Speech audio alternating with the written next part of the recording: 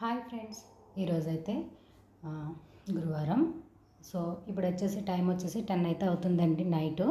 So నేనైతే మార్నింగ్కి నాకు kitchen అంతా నీట్గా అయితే క్లీన్ చేసేసుకొని పెట్టేసుకున్నానండి. ఇక్కడ షింక్ దగ్గర నుంచి మొత్తం కిచెన్ కౌంటర్ టాప్ దాకా ఇక్కడ ఇప్పుడు బోన్ చేసిన గిన్నెలు అవన్నీ కూడా కడిగేసుకొని పెట్టేసుకున్నాను.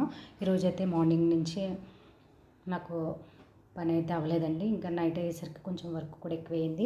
మార్నింగ్ వచ్చేసి నేను పిల్లలకి లంచ్ బాక్స్లోకి అయితే ఎగ్ పొరట వేసాను. ఇంకా ఆఫ్టర్నూన్ ఇప్పుడు నైట్ డిన్నర్కి కలిపి చేపల పులుసు అయితే పెట్టానండి.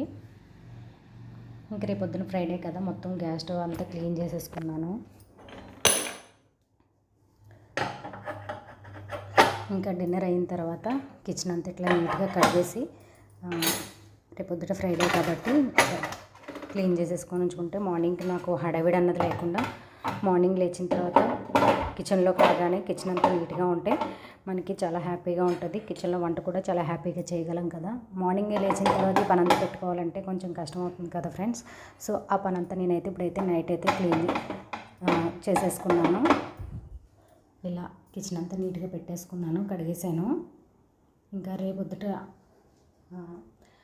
లంచ్లోకి పిల్లలకి లంచ్ బాక్స్కి ఇక్కడ కాలీఫ్లవర్ కట్ చేసేసుకొని అంటే ఇలా చేసుకొని పెట్టుకున్నాను. ఆనియన్స్ పీల్స్ తీసి పెట్టేసుకున్నాను. టమాటా అవన్నీ రెడీ చేసి పెట్టుకున్నానండి. సో ఇప్పుడైతే నాకు కిచెన్ అయితే ఇలా నీట్గా అయితే అయిపోయింది. వీడియో నచ్చితే తప్పక ఒక లైక్ అయితే ఇవ్వండి.